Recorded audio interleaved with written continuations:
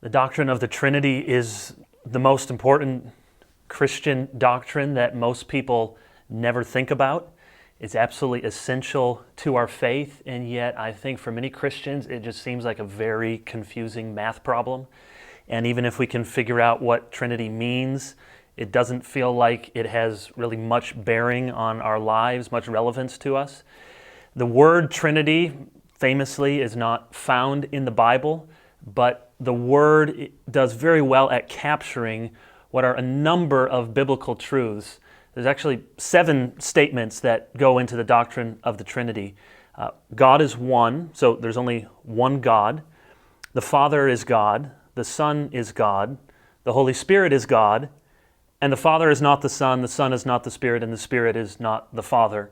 You get those 7 statements, and you've really captured the doctrine of the Trinity, what it means when we say there is one God and 3 persons.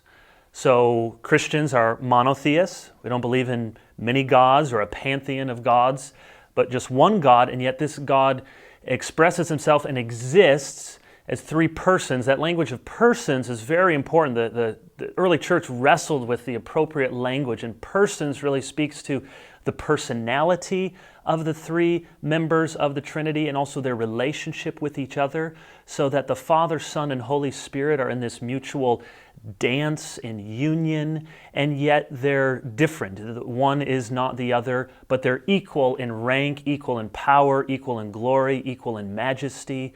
Father, Son, and Holy Spirit, just like Jesus sends out the disciples to go baptize in the name of the Father and of the Son and of the Holy Spirit. We see this doctrine of the Trinity woven throughout the Scriptures. Even more confusing to people is probably, why does this even matter? Okay, I understand I got 3 in 1, 1 in 3. What difference does this make for anything in my Christian life? And in good Trinitarian fashion, I think there are 3 really important things that the doctrine means for us.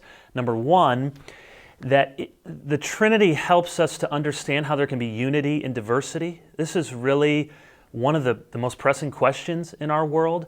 You have some folks who are all diversity, we're all so different, there's no common ground. And there's other people who want to press for complete uniformity in thought and government and expression.